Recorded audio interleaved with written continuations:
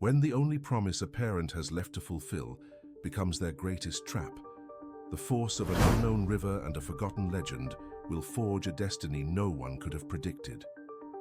Gregory Rhodes gazed at the horizon of Golden Ridge through his mansion window. The golden rays of sunset bathed the hills of the small mining town, creating a spectacle that once brought him peace. Now, that light only illuminated the shadows of his declining empire.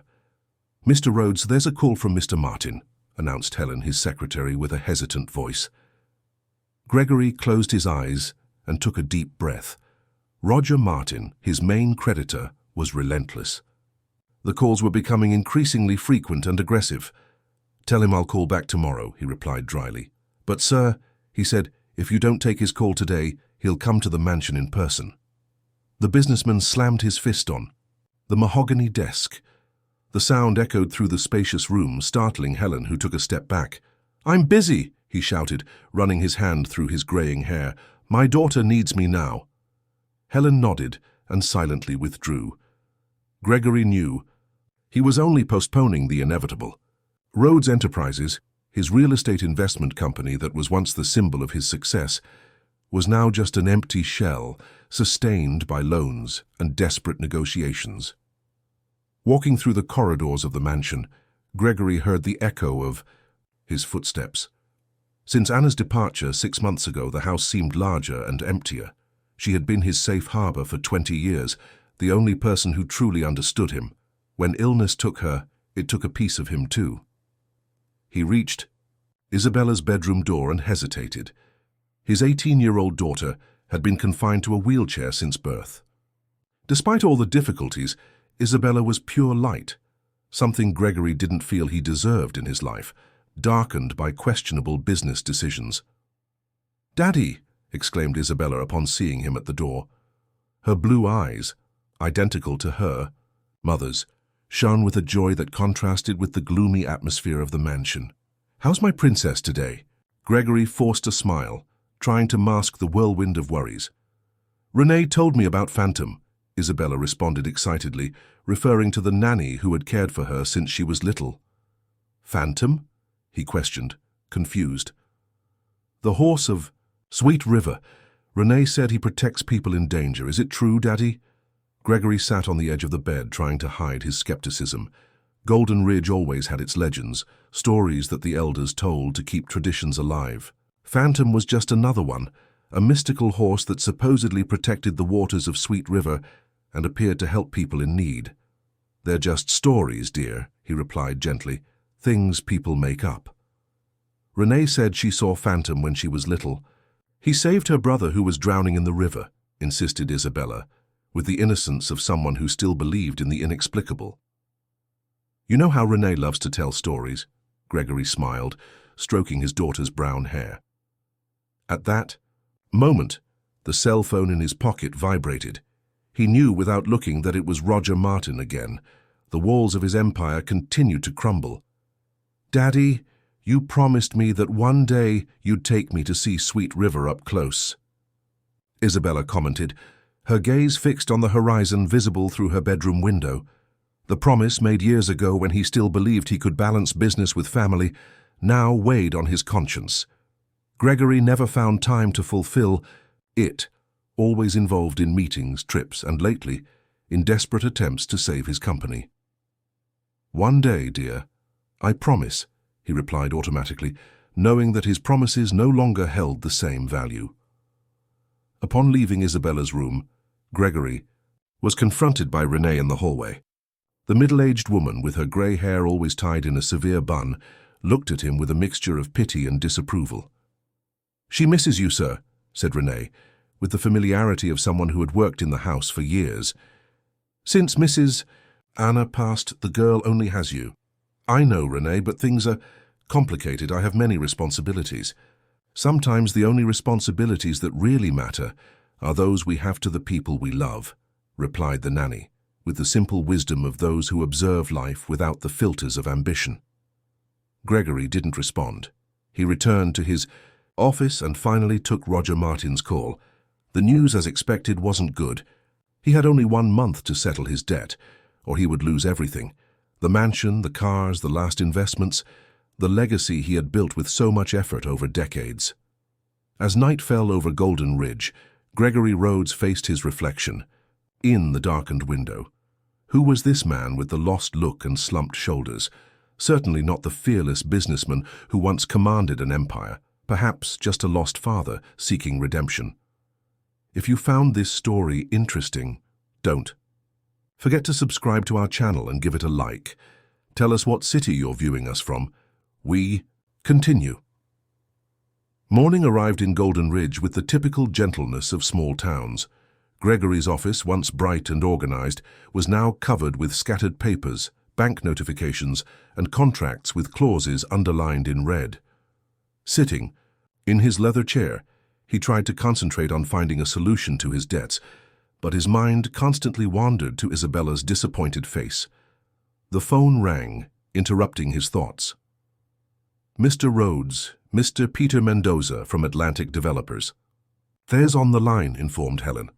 Gregory straightened in his chair. Peter Mendoza was his last hope, an old business partner who might invest in Rhodes Enterprises and help him pay off his debts to Roger Martin. Peter, how are you? Gregory tried to sound confident, masking the desperation consuming him. Let's get straight to the point, Gregory, replied Peter with the coldness characteristic of business. I've analyzed your proposal. Unfortunately, I can't accept. Gregory's stomach contracted. His last resource had just slipped through his fingers. But, Peter, we've always had a solid partnership. The situation is temporary. I guarantee that. The numbers don't lie, Gregory, interrupted Peter. And there are rumors about your company's practices. I can't risk my reputation. After hanging up, Gregory remained motionless, staring at the wall in front of him. The rumors were true. In a moment of desperation, he had manipulated some contracts, concealed information from investors. It wasn't something the old Gregory Rhodes would do, but the fear of bankruptcy transformed him into someone he didn't recognize. Daddy? Isabella's soft voice brought him back to reality. She was at the office door in her wheelchair with Renee just behind her. Isabella, what are you doing here? He asked, quickly gathering the scattered papers on the desk. Can I come in? She asked with a shy smile. Gregory nodded, moving away from the desk to receive his daughter. Isabella approached with Renee's help, her curious eyes scanning the environment. You look sad, Daddy, she observed, with the sharp perception that always surprised Gregory. Is it because of your work? He hesitated. How to explain to a teenager the complex meanders of business, the questionable decisions he made, the constant fear of losing everything? It's just tiredness, Princess, he lied, forcing a smile. Nothing to worry about. Isabella looked at him with those eyes that reminded him so much of Anna, the same eyes that seemed to see through his lies. You know what would make me happy? She said, changing the subject. Seeing Sweet River. You always say you'll take me, but you never have time. Gregory felt a pang of guilt. How many promises had he made to Isabella in recent years? How many had he kept? I know, dear. It's just that... Please, Daddy, she insisted, taking his hand. Just a boat ride. I've never asked for anything else. At that moment, the weight of all his failures as a father hit Gregory with full force. The mansion, the luxury cars, the dinners with important businessmen, none of that mattered to Isabella. She just wanted some moments with her father, a simple promise kept. Tomorrow, he decided suddenly. Tomorrow, I'll take you to see Sweet River. Isabella's face lit up with a smile that made Gregory's heart ache. How could he have neglected for so long what was truly important? When Isabella and Renee left, he returned to his desk, now with a new purpose. He picked up the phone and dialed Roger Martin's number. Martin, I need more time, he declared as soon as the creditor answered. Time is money, Rhodes, replied Roger with his deep voice. And you already owe me a lot of money. I'm negotiating. With new investors, Gregory lied. I just need 1 more month. 1 month, Roger laughed dryly. You have a week, Rhodes. After that, I'll take legal measures. Gregory hung up, feeling sweat running down his forehead. 1 week. How could he solve everything in just 1 week? That night, while dining with... Isabella, he tried to maintain optimism. The girl couldn't stop talking about the promised trip, making plans, imagining what it would be like to see the legendary river up close. "Do you think we'll see Phantom?" she asked between one forkful and another. "Phantom?" Gregory had forgotten about the legend. "Oh, the horse, I don't know, Isabella. As I said, these stories are just—" "Legends, I know," she completed with a sigh. "But it would be amazing, wouldn't it? A horse that protects people, that appears when someone is in danger."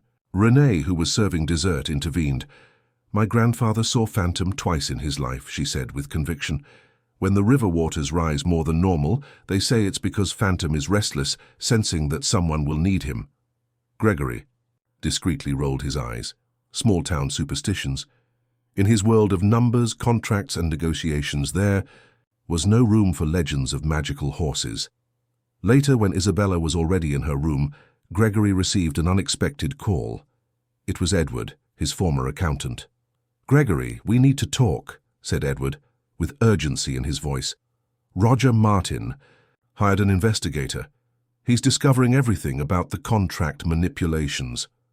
Gregory's blood froze.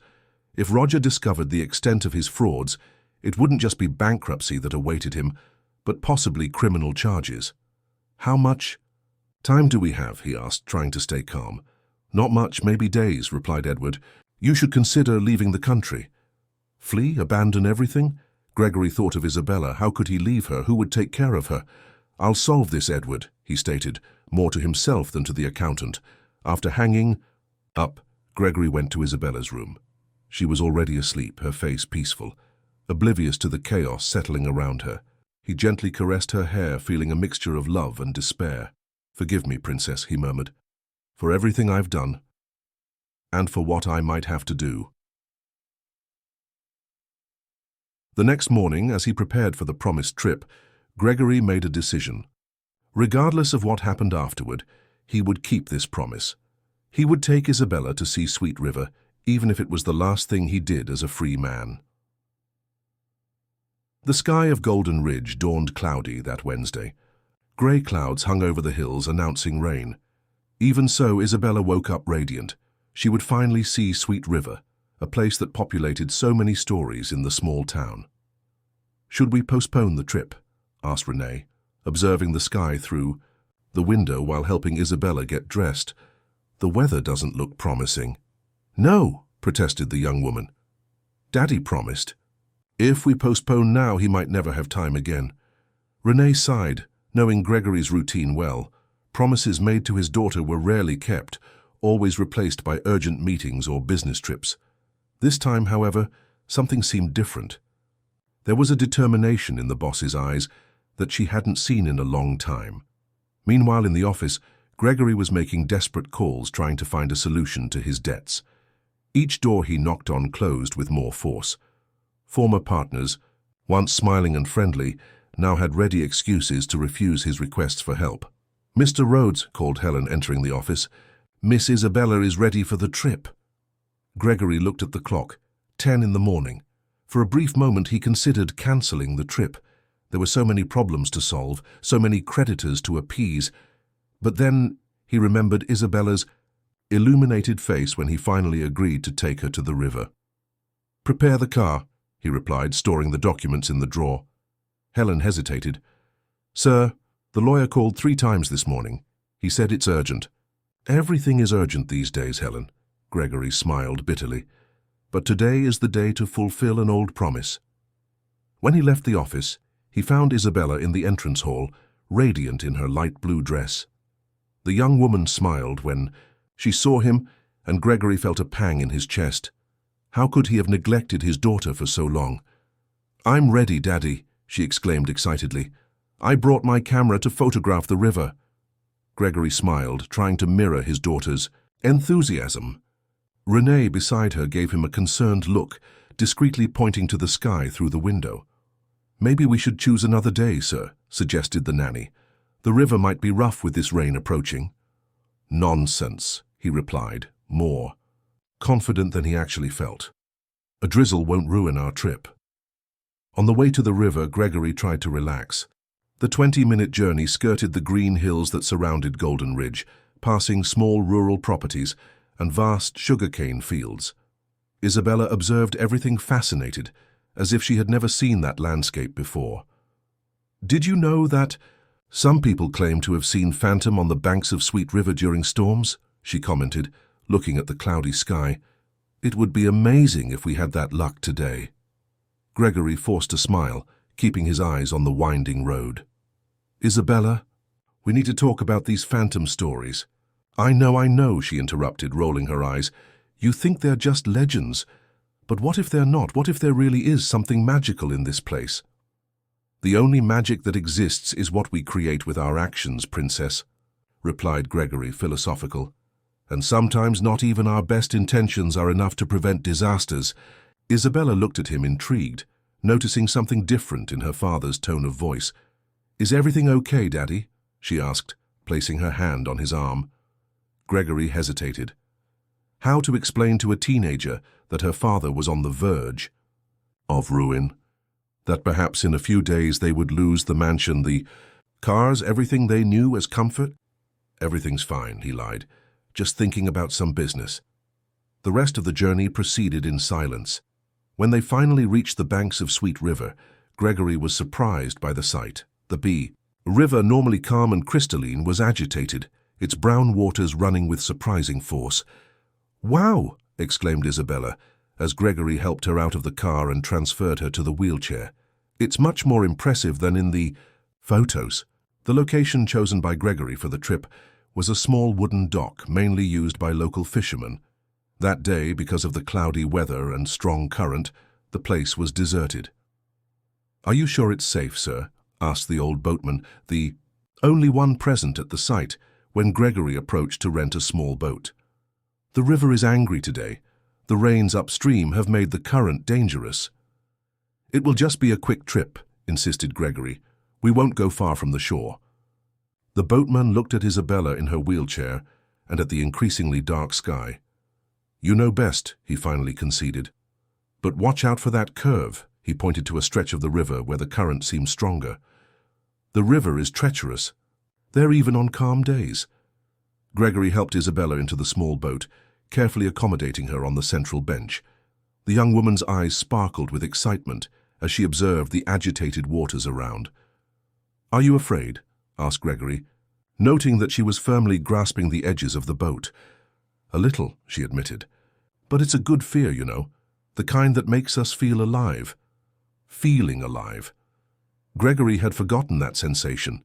In recent years, his life had been reduced to surviving, paying debts, taking out new loans, manipulating contracts to gain time. When was the last time he truly felt alive? "Look, Daddy!" exclaimed Isabella, pointing to the opposite bank. "There's someone there." Gregory narrowed his eyes, trying to see through the mist that was beginning to form over the river. For a brief moment, he believed he saw a dark silhouette moving among the trees on the bank, something large like a horse. But when he blinked, the vision disappeared. "I don't see anything," he replied, rowing slowly.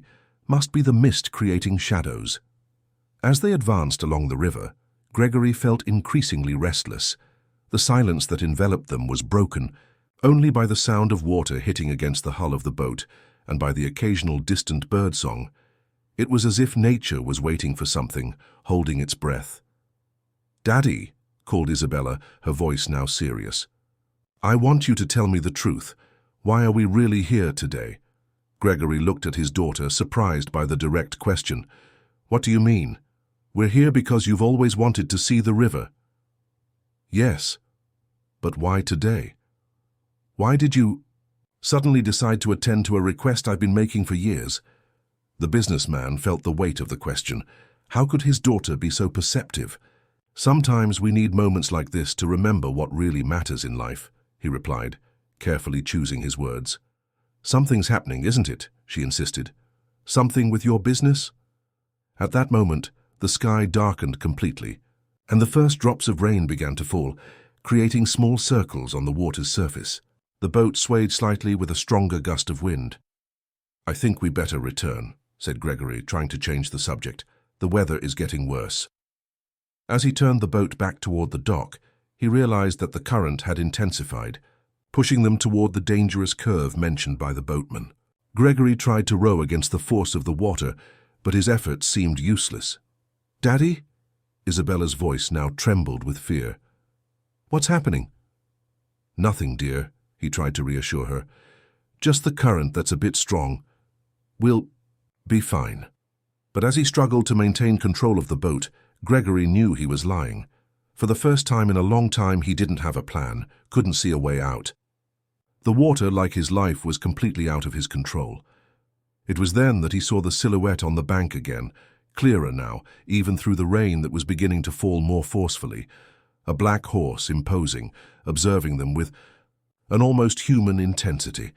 For a hallucinatory moment, Gregory believed the animal would speak, that it would reveal some profound secret about his troubled existence. "Daddy, look!" shouted Isabella, pointing in the same direction. "It's him! It's Phantom!" The rain intensified, transforming into a curtain of water that made vision difficult. Gregory rowed with all his strength, but the small boat seemed insignificant against the power of the current. Isabella, clinging to the edges of the vessel, alternated her gaze between her father and the bank, where she believed she had seen the legendary Phantom. "Daddy, we'd better get to the shore soon," she shouted, trying to make herself heard above the noise of the storm. Gregory didn't respond. All his efforts were concentrated on the fight against the river that seemed to take on a life of its own. Each time he pushed the oar against the water, he felt as if he were in battle with a conscious force determined to take them away from the dock. "The boat is tipping," warned Isabella, feeling that the vessel was dangerously tilting to one side. That's when a loud thunder reverberated through the valley. Lightning had struck nearby, momentarily illuminating the turbulent landscape. In the fraction of a second, when everything became clear, both saw it distinctly. On the opposite bank, a majestic black horse was watching them, motionless under the torrential rain. "Phantom," whispered Isabella, a mixture of fear and fascination in her voice. The boat slid through an area where the current formed small whirlpools.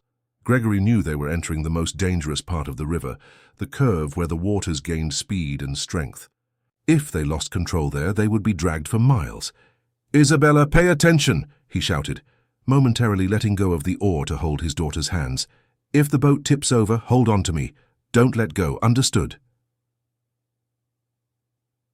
The young woman nodded, fear now evident in her eyes. For a brief instant, Gregory saw in her the same expression that Anna had when facing difficult situations, a mixture of determination and vulnerability that always disarmed him. The boat spun, placing them with their backs to the direction they were heading. Gregory tried to regain control, but the oar slipped from his wet hands and fell into the water, immediately being carried away by the current. "No!" he shouted, watching helplessly as his only chance to control the boat disappeared into the turbulent waters. They were completely at the mercy of the river now. The boat accelerated, dragged by the force of the current toward the dangerous curve. Isabella screamed when the vessel hit something submerged, causing it to tilt dangerously. "Daddy!" she called in panic. "I'm here!" replied Gregory, moving closer to his daughter. "I won't let anything happen to you." But it was an empty promise, and he knew it. Just as he had lost control of his company, his finances, his life, he was now completely powerless in the face of nature's force. The thought was terrifying. After a lifetime believing he could shape his own destiny, he was in the hands of something much greater than himself. The boat spun again, this time with more violence. Water began to enter, soaking their feet and making the vessel even more unstable. "We have to get out of here," shouted Gregory, frantically looking around, searching for something they could grab onto. They were approaching the bank, but not enough to reach it. The rain continued mercilessly, reducing visibility to a few meters. That's when Gregory saw it again, the black horse, running parallel to them on the riverbank, as if accompanying them. "Isabella, look!" he pointed, momentarily forgetting the danger they were in. The young woman turned in the indicated direction, and her eyes widened. The animal moved with supernatural grace, its hooves barely seeming to touch the muddy ground. There was something hypnotic about the way it moved, as if it weren't running, but floating over the earth. "It's him! It's Phantom!" exclaimed Isabella. a glimmer of hope appearing in her eyes. "Renee said he appears to help people in danger. Isabella, this is just—" Gregory didn't complete the sentence. A stronger wave hit the boat laterally, causing it to overturn completely. In an instant, they were in the cold, turbulent water of Sweet River. Gregory emerged, coughing and choking. The cold was intense, paralyzing. He looked frantically around, searching for Isabella. "Isabella," he shouted, despair taking over his voice. "Isabella, where are you?"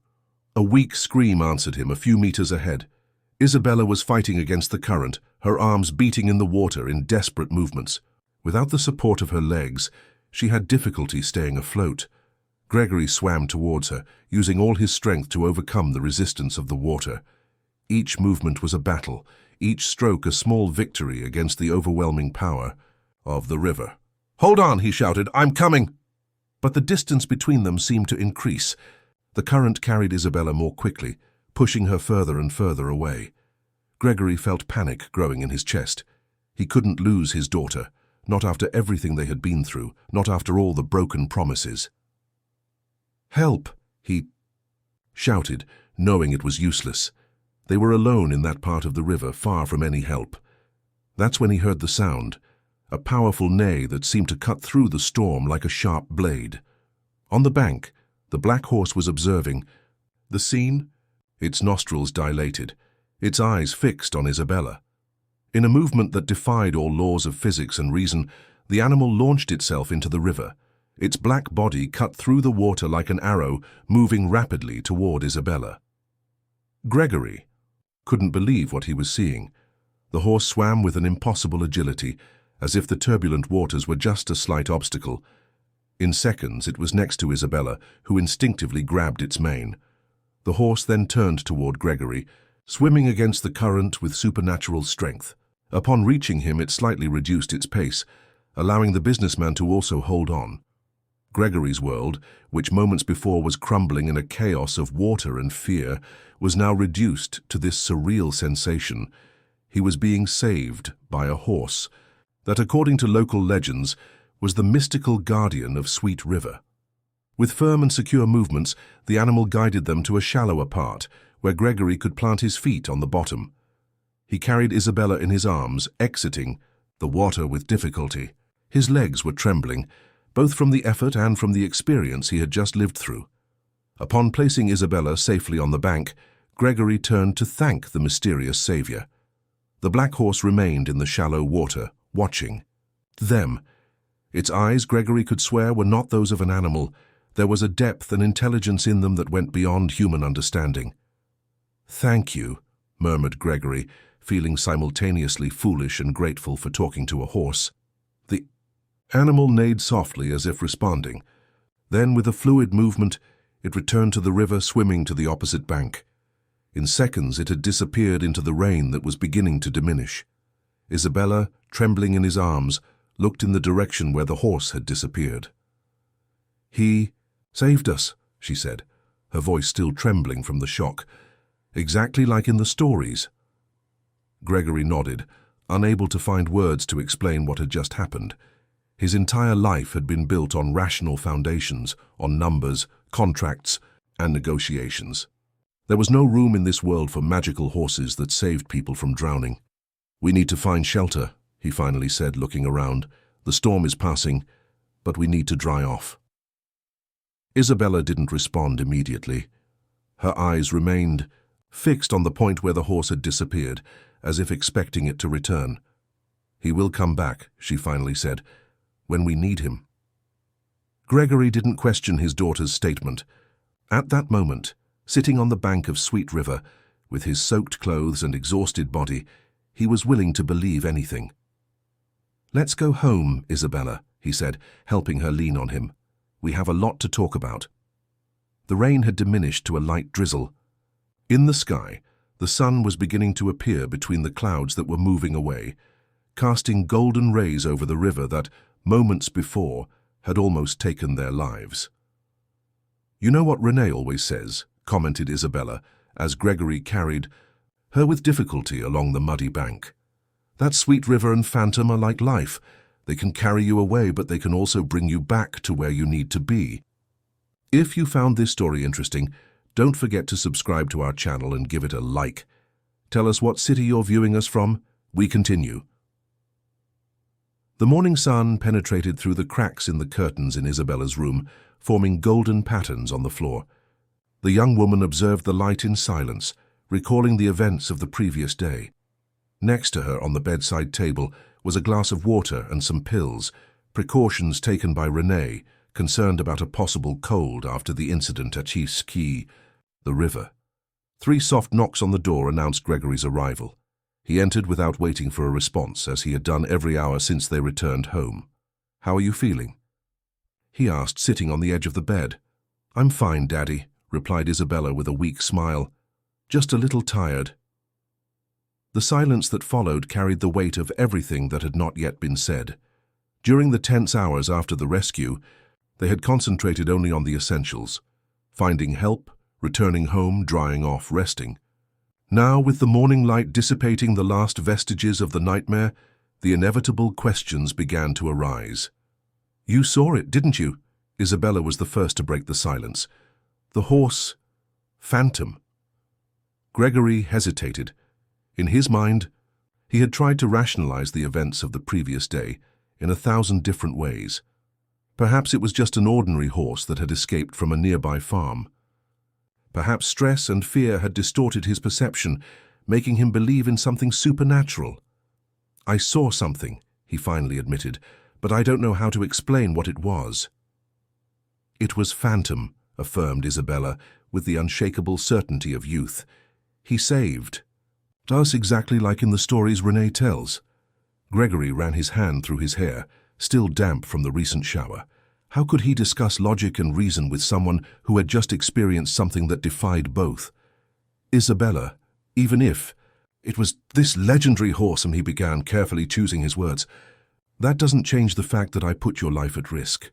I was reckless to insist on the trip with the weather in those conditions. But if we hadn't gone, we would never have seen Phantom," she argued. "Some things need to happen, Daddy, even the bad ones." There was a wisdom in Isabella's simple words that deeply touched Gregory.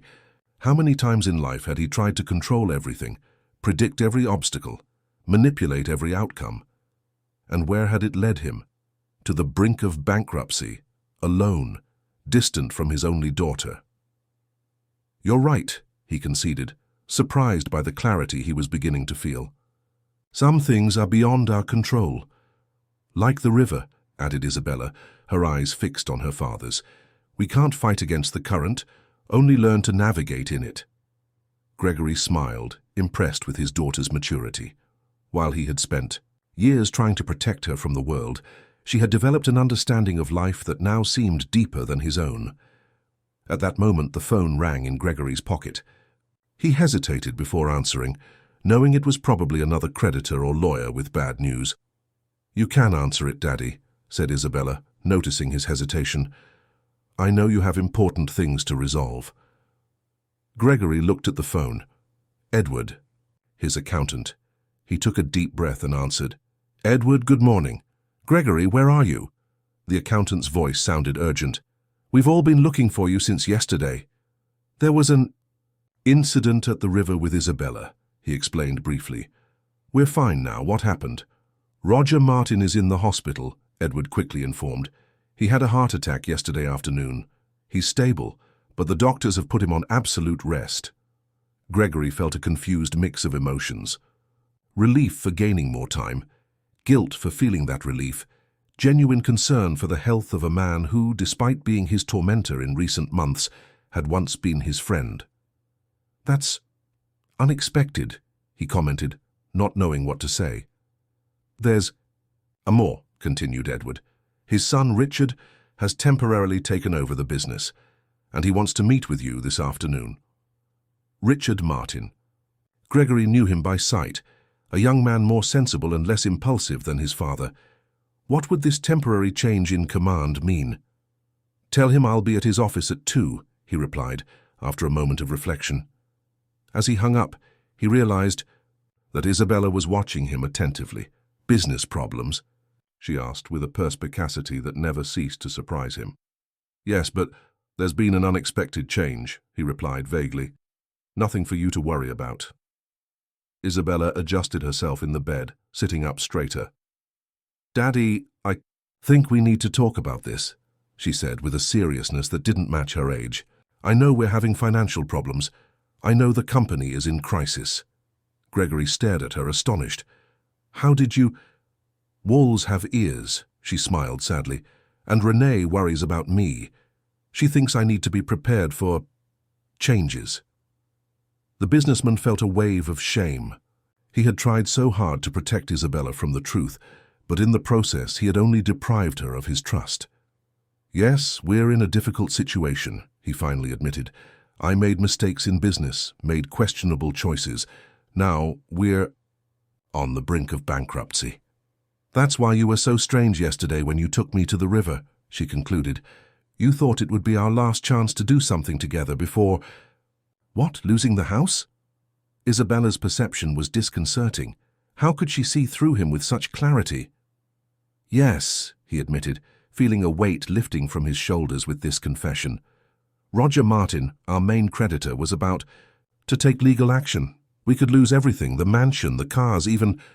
My treatments, she completed without beating around the bush. Gregory nodded, unable to verbalize this fear that tormented him. Isabella's treatments, her therapies, the specialized assistance, all of this cost a fortune. I understand, she said simply, after a moment of silence. Thank you for telling me the truth. He took his daughter's hand between his, feeling simultaneously relieved and ashamed. Why had he waited so long to be honest with her? I promise I'll fix this, he declared with a conviction he hadn't felt in months. I don't know how yet, but I'll find a way. Isabella smiled, squeezing her father's hand. Maybe Phantom appeared for more than one reason, she suggested.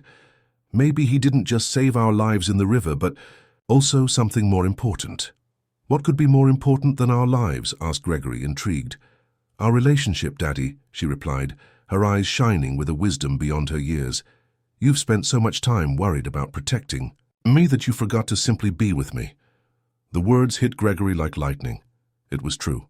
Since Anna's departure, he had hidden behind meetings, trips, and financial problems, using them as a shield to avoid facing the pain of being truly present in Isabella's life, a presence that would inevitably remind him of his wife's absence. You're amazing, you know that? He said, feeling his eyes fill with tears. Much stronger than I ever was.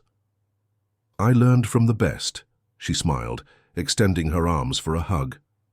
Gregory hugged her tightly, feeling as if something new and powerful was being born inside him, a determination different from anything he had felt before, no longer based on the fear of losing what he had, but on the courage to rebuild something better. I need to go now, he said, gently pulling away. I have an important meeting this afternoon. With the son of the man who wants to take our house? Asked Isabella, raising an eyebrow. Exactly, confirmed Gregory, surprised again by his daughter's perspicacity. But this time I'm going to approach things differently. How? With honesty, he replied, standing up. No manipulations, no games, no trying to control everything. Just the truth, whatever it may be. As he prepared to leave, Gregory stopped, at the bedroom door, turning to Isabella. Do you think we'll see him again? He asked, referring to the mysterious horse. Isabella smiled, the same serene smile that Anna had when she knew something that others hadn't yet realized. I think he never really left us, Daddy, she replied. Maybe it was never about seeing but about believing. Richard Martin's office was on the top floor of a modern building in downtown Golden Ridge, a construction that stood out from the colonial architecture that predominated in the small town. Ironically, it had been one of the first developments of Roads Incorporated, almost 2 decades ago. Gregory observed the mirrored facade of the building with a mixture of nostalgia and apprehension. He was about to meet the son of his main creditor, the man who had the power to decree the definitive end of everything he had built. In other times, he would have entered the building with the characteristic arrogance of the powerful, ready to negotiate, manipulate, and, if necessary, intimidate. Today, however, he felt different. The experience at the river had changed something inside him. Mr. Rhodes, what a pleasant surprise, said Richard upon seeing him enter the meeting room. Vertu kroppelkiris en nabrihjage science. After what happened to my father, I thought you might postpone our meeting. Richard Martin was just over 30, with well-groomed dark hair and shrewd eyes that reminded one of his father. Unlike Roger, however, he had a more serene, less intimidating. "Herr, I'm sorry about your father," replied Gregory sincerely. "How is he?" "Stable, fortunately," informed Richard, indicating a chair for Gregory. "The doctors speak of weeks of recovery, but knowing my father, he'll be trying to return to work in days." Both smiled, sharing tacit knowledge about Roger, Martin's obstinate personality. "Richard, before we begin, I need to say something." Gregory took a deep breath, aware that what he would say next could seal his fate. "I'm here today not to negotiate deadlines or ask for new concessions. I'm here to take responsibility." The young executive raised his eyebrows, clearly surprised by the frank opening. "I made mistakes," continued Gregory, "not just administrative ones, but ethical ones. I manipulated contracts, concealed information from investors, all in the desperate attempt to save my company. Now I know that this was not only wrong, but useless." Richard observed him attentively without interrupting. "I'm ready to face the consequences," concluded Gregory, "whatever they may be." A heavy silence settled in the room. Through the wide window one could see the green hills that surrounded Golden Ridge, Sweet River winding in the distance like a silver ribbon under the afternoon sun. "What changed?" Richard finally asked. "The last time we talked you were determined to fight to the end, using all legal resources to delay the payment of debts." Gregory smiled sadly, thinking about how to explain the transformation he felt. "Yesterday I almost lost my daughter," he said, feeling emotion tightening his throat. "I took her for a boat ride on Sweet River, despite the bad weather. The boat capsized, we were dragged by the current. By a miracle." He hesitated, uncertain about sharing the most extraordinary part of the story. "We managed to survive." "That was extremely dangerous," commented Richard. "The river is treacherous this time of year." "Yes, it was irresponsible," agreed Gregory. "But at that moment I realized that I had spent years trying to control everything around me, creating the illusion of security for me and Isabella. And in the end, we were just two small people at the mercy of something much greater." Richard nodded, understanding. "My grandfather had a saying, 'No matter the size of the boat, the river is always stronger.'" "Your grandfather was a wise man," smiled Gregory. "I realized that I spent my life rowing against the current, trying to prove something, build something grandiose. I never stopped to appreciate what really mattered: my family, my daughter." "And now?" asked Richard. "What do you intend to do?" "Honor my commitments," replied Gregory promptly. "I can't pay everything I owe, not immediately, but I'm willing to give up what I have and start over, however it may be." Richard stood up and walked to the window, observing the landscape for a few moments before turning back to Gregory. "You know, I've always admired your trajectory," he confessed. "My father too, although he would never admit it. You transformed. Golden Ridge, with your developments, generated jobs, developed the region." Gregory hadn't expected this recognition, especially coming from the son of his creditor. "The problem, Gregory, is that you lost your way at some point," continued Richard. "You started building for the sake of building, expanding for the sake of expanding, without considering the real impact." "True," admitted Gregory, recognizing the accuracy of the analysis. "Last night, while my father was in the hospital, I reviewed all the documents relating to your debt," said Richard, returning to his desk, "and I discovered something interesting." He opened a folder and pulled out some papers. "Your last development, the condominium on the banks of Sweet River, was never finished, correct?" "Yes," confirmed Gregory. "It reached 70% completion when the funds ran out." "And it's an extraordinary property," commented Richard. 25 high-standard houses, recreational areas, direct access to the river. An ambitious project." "Perhaps too ambitious," reflected Gregory. "I invested everything I had in it, believing it would be my great legacy." Richard smiled as if he had just had an idea. "What if it could be?" "What do you mean?" "I have a proposal," said Richard, leaning over the desk. "Instead of executing your debt and taking everything, including your mansion, how about a partnership?" Gregory looked at him in surprise. "Partnership?"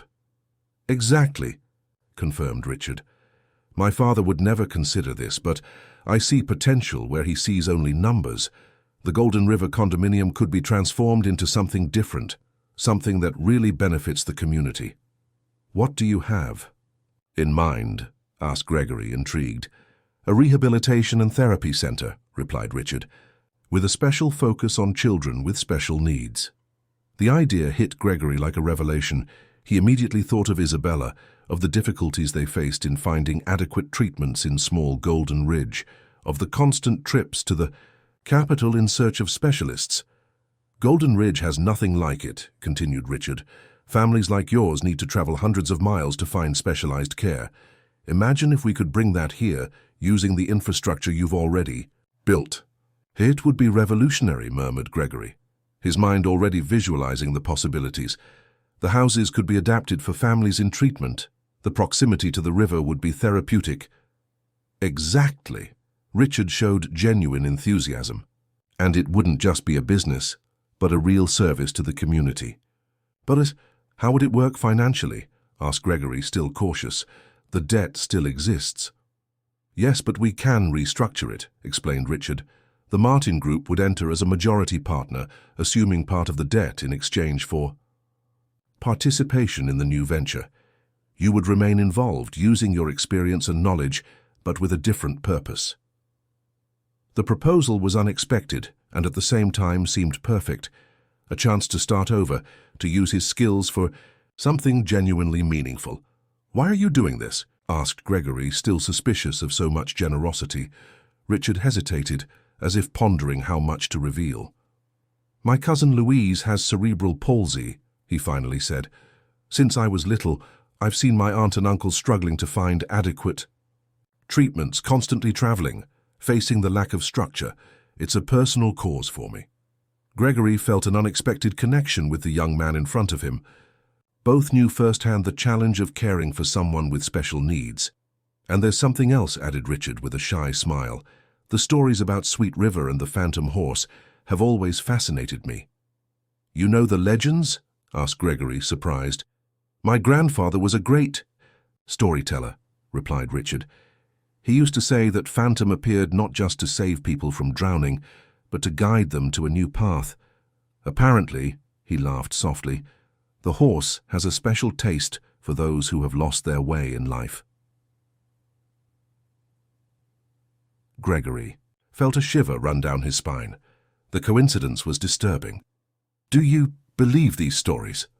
He asked hesitantly.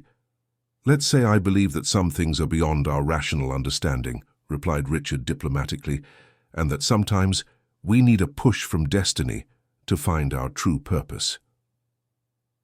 Through the window, the sun was beginning to set, tinting Sweet River with golden hues.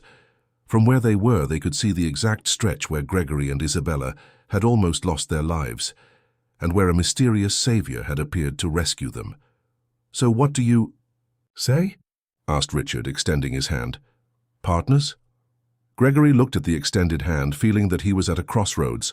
The path he would follow from that moment would define not only his financial future, but the type of man he would choose to be from then on.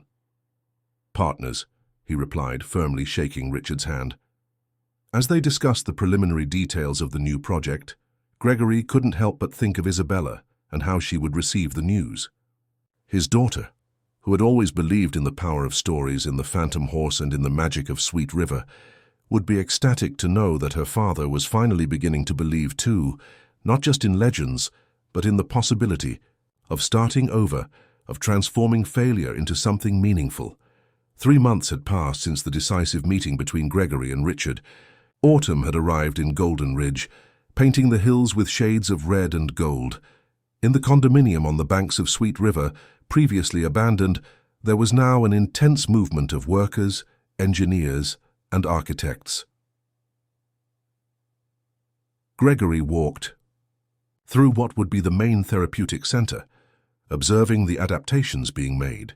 The former luxury houses were being transformed into functional spaces for physiotherapy, hydrotherapy, and a series of specialized treatments. The condominium pool, previously planned only for leisure, was now gaining access ramps and equipment for aquatic therapy. "It turned out even better than we imagined," commented Richard, who was approaching carrying a folder of plans and drawings. Gregory smiled, observing the enthusiasm of the young businessman who, in a few months, had become not just a business partner, but a friend. "Yes, every detail is being carefully thought out," he replied. "The architect suggested installing panoramic windows in all therapy rooms, so patients can contemplate the river during treatments." "Excellent idea," approved Richard. "The view of Sweet River will be part of the therapeutic process." They walked together to the exterior area, where a wooden deck was being built, extending partially over the calm waters of the river. There, according to the project, would be the socializing space where families could relax after treatments. "How's Isabella?" asked Richard, as they analyzed the progress of the works. "Better than ever," replied Gregory, with genuine pride. "Since she started the new treatment with Dr. Claudia, she has shown surprising advancements. And she's extremely excited about the idea of actively participating in the center when it's ready." Isabella, in fact, had become an enthusiast of the project. In recent weeks, she had dedicated herself to researching innovative therapeutic methods and had even begun to study about management of rehabilitation centers. Her room, previously decorated with posters of bands and movies, now displayed diagrams of accessibility and clippings about news in treatments for people with special needs. "She's extraordinary," commented Richard. "She has a unique vision of the project, since she understands the needs of patients from an internal perspective." "Yes," agreed Gregory, feeling his chest swell with pride. "And to think that for so long I tried to protect her from the world, when in reality I was just preventing her from finding her own path." The two men continued walking through the condominium. Workers greeted Gregory with respect, no longer the fearful respect they dedicated to the former implacable businessman, but a genuine consideration for the man who now personally involved himself in the works, knew the names of each employee, and frequently asked about their families. "By the way," said Richard, as they headed to the parking lot, "I visited my father yesterday. He's recovering well and, believe it or not, eager to learn about the project." "Roger Martin interested in something beyond numbers," joked Gregory, feigning surprise. "The heart attack must have been more serious than we thought." Both laughed, but there was an underlying truth to that joke.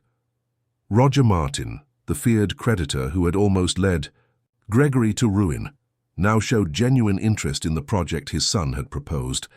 Adversity, apparently, had touched both the debtor and the creditor. "He mentioned something interesting," continued Richard, as they got into the car. "He said his grandfather used to tell stories about a special place on Sweet River, where people used to go to heal, exactly where we're building the center."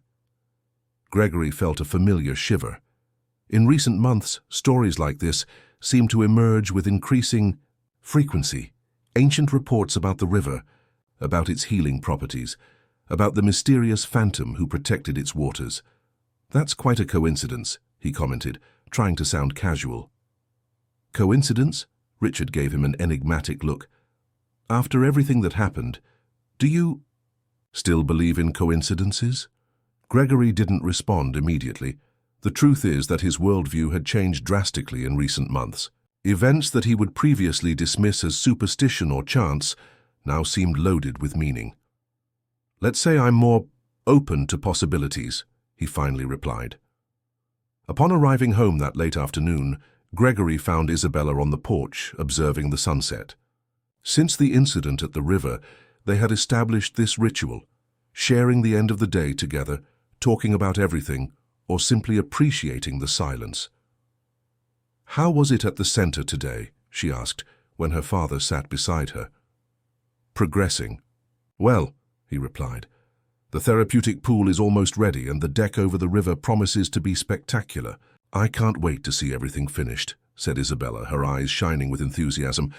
"You know, I've been thinking about something important." "What?" "The name of the center," she explained. "I think it should be something meaningful that honors the history of the place and what it represents for us." Any suggestions? Asked Gregory, intrigued. Phantom Rehabilitation Center, she replied with conviction. In honor of the protector of the river, who in a way saved not only our lives but our purpose. Gregory felt an unexpected emotion with the suggestion. A few months ago he would have dismissed the idea as sentimental or even superstitious. Now it seemed perfectly appropriate. It's a beautiful name, he agreed. I'll talk to Richard. Tomorrow. At that moment, Renee appeared at the door carrying a tray with tea and cookies. Excuse me, she said, placing the tray on the porch table. It seems you're having an important conversation. We're deciding on the name of the center, Isabella explained animatedly. It's going to be called Phantom Rehabilitation Center. Renee paused, surprised, and then a slow smile formed on her face. You know, she began with that mysterious tone she used to tell stories, my grandfather used to say that Phantom wasn't just a protector, but a guide. What do you mean? Asked Gregory, now accustomed to Renee's stories which he previously dismissed, but now listened to with genuine interest. Phantom appears to people who are lost, not just in the river, but in life, she explained, sitting with them. He takes them to where they need to be, not to where they want to go. Isabella and Gregory exchanged a significant look. The description perfectly matched what they had experienced. My grandfather used to say that when Phantom saves someone, that person becomes linked to the river forever, continued Renee, and has a responsibility to give back, helping others who need to find their way. Well, it seems we're on the right path then, commented Gregory, taking a sip of tea. The Phantom Center will be exactly that, a place to help people find new paths. As they talked, the sun disappeared on the horizon, casting its last golden rays over the valley where Sweet River wound. From where they were, they could see in the distance the silhouette of the condominium under construction. Sometimes, said Isabella, observing the river in the distance, I think I see Phantom on the banks watching the works, as if he were approving what we're doing. Gregory followed his daughter's gaze. In the early days, he would have said it was just her imagination. Now he preferred silence. He had learned that some things didn't need explanation or confirmation. You know what surprises me most in all this, he commented, after a moment of contemplative silence. What? Asked Isabella. How we wasted so much time chasing the wrong things, replied Gregory thoughtfully. I spent years building an empire that almost destroyed me, when what really mattered was right here. He extended his hand, touching Isabella's with affection. The bonds between father and daughter, previously fragile due to the emotional distance Gregory maintained, were now stronger than ever, forged in the turbulent waters of Sweet River on that fateful day. It's funny how life works, isn't it? Reflected Isabella. Sometimes we need to lose everything to discover what we should never have lost. Spring had arrived with full force in Golden Ridge, bringing with it the typical rebirth of the season. The banks of Sweet River, previously little frequented, now exhibited a constant movement of people. The Phantom Rehabilitation Center was about to be inaugurated after 6 months of intense work.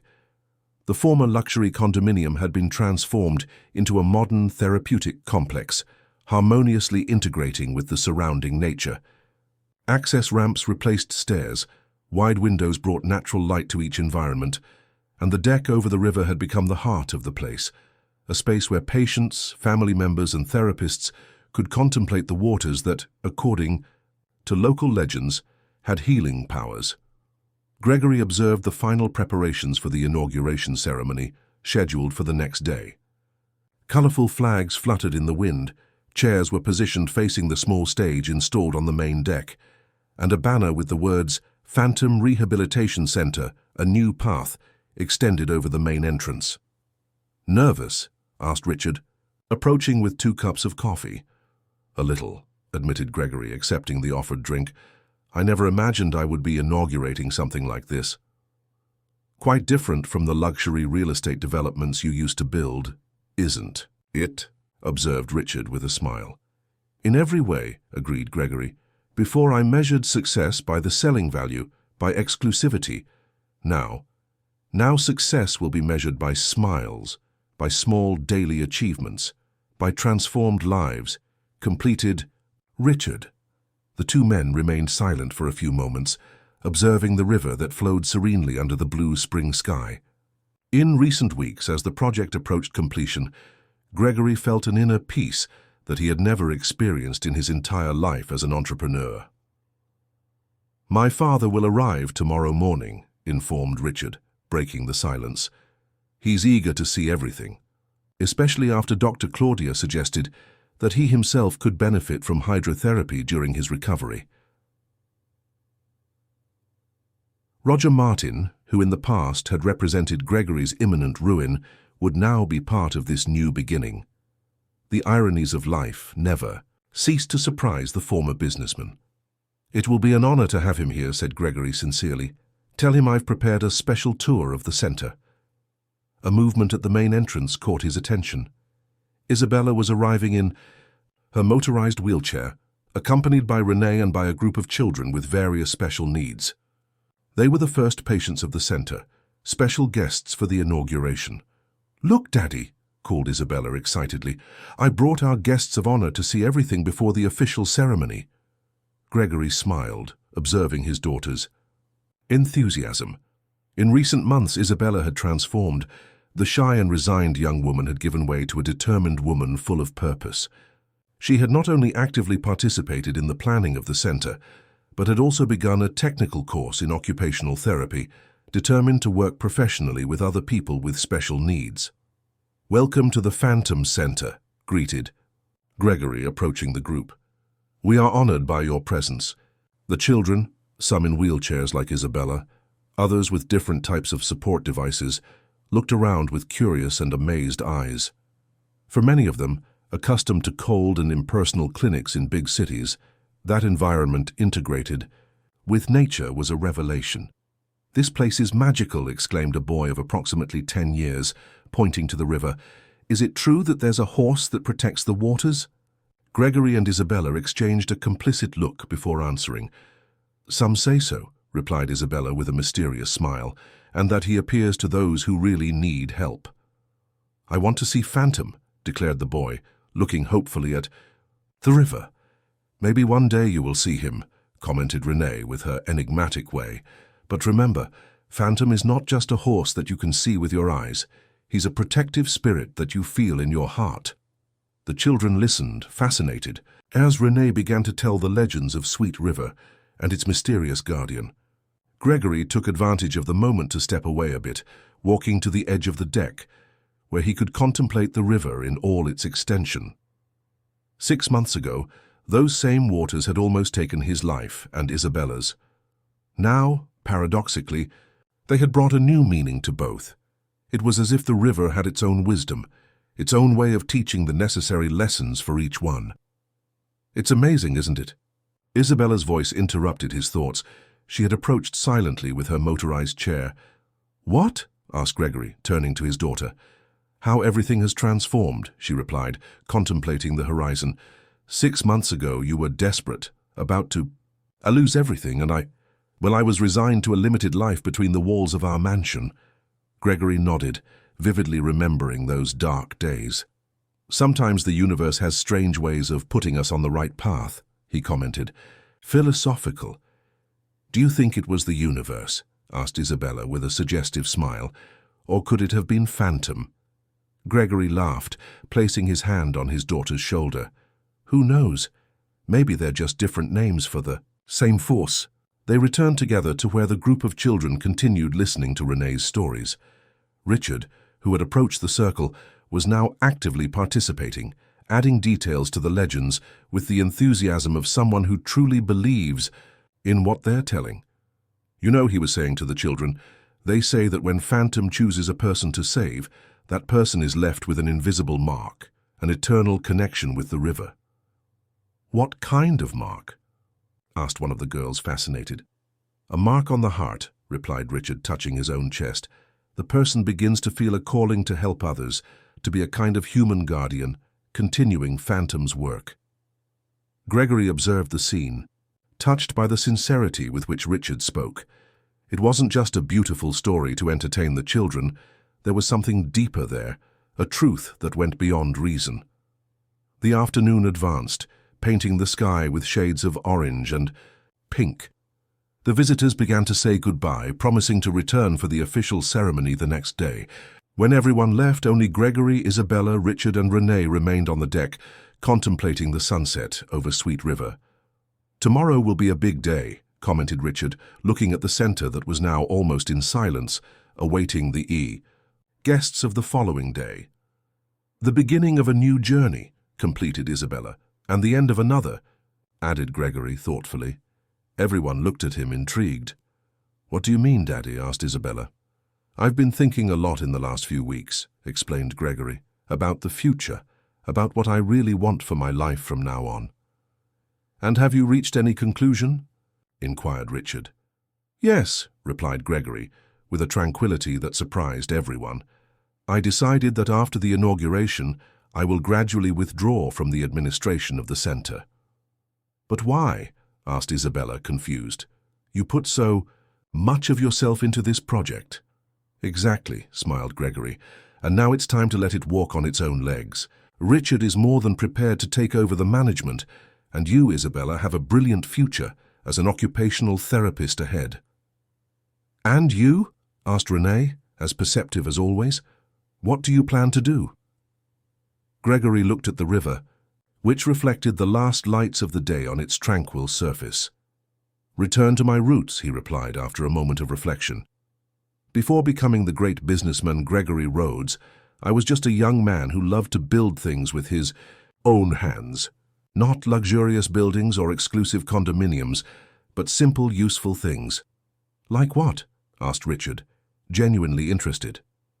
"Adapted furniture for people with special needs," revealed Gregory. "That's how I started, you know, creating solutions. For a cousin who had mobility difficulties. Later, ambition led me down other paths." Isabella looked at her father with renewed admiration. She had never heard him talk about this period of his life. "That would be wonderful, Daddy," she said. "Emotionally. You could create personalized furniture for the center's patients." "That's exactly what I was thinking," confirmed Gregory, smiling. "A simpler, more direct work, where I can see the immediate impact of what I do." Richard extended his hand, in a spontaneous gesture of support. "The Phantom Center will be proud to be the first client of Gregory Rhodes's new endeavor," he declared solemnly. Everyone laughed, feeling the lightness of that shared moment. The sun had completely set now, and the first stars were beginning to dot the sky. In the river, the waters ran silently, carrying old stories and new promises. "Look!" exclaimed Renee suddenly, pointing to the opposite bank. For a brief instant, everyone saw it, a dark silhouette moving among the trees, majestic and elegant. Before they could be sure of what it was, the vision disappeared, leaving only the sensation that something magical had happened. "Did you see?" asked Isabella, almost breathless. "It was him." "It could have been just a normal horse," commented Richard, although his tone suggested he didn't really believe that much. "Or it could have been Phantom, coming to bless our new beginning," suggested Renee with her mystical way. Gregory said nothing. 6 months ago, he would have immediately dismissed the possibility, classifying it as superstition or illusion. Now, however, he had learned to accept that not everything in life needs a rational explanation. As the group prepared to leave, Gregory remained a moment longer on the deck, alone with his reflections. Life, he realized, was like Sweet River. It could be calm in some stretches, turbulent, in others sometimes threatening, other times welcoming. Wisdom was not in trying to control its current, but in learning to navigate with it, respecting its strength and taking advantage of its direction. "Thank you," he murmured to the river, to Phantom, to Destiny, or perhaps to all of them, for showing me the way back home. As he turned to follow the others, he had the distinct impression of hearing a distant neigh like a response to his gratitude. He smiled to himself, keeping that moment as a personal treasure. Tomorrow would be a new day, the beginning of many. Stories of overcoming and hope at the Phantom Rehabilitation Center. And for Gregory Rhodes, the man who once believed that success was measured by the grandeur of developments, it would be the confirmation of a valuable lesson. True monuments are not built with concrete and glass, but with compassion, purpose, and love. Upon reaching the others in the parking lot, he felt a peace that he had never experienced in the times of business glory. The river had carried away his old ambitions, his insecurities, his fear of failing, and in return had brought something much more valuable, the chance to start over, to reconnect with his daughter, to find a genuine purpose. And in the end, wasn't that what everyone was looking for? A place to belong, people to love, a purpose to follow.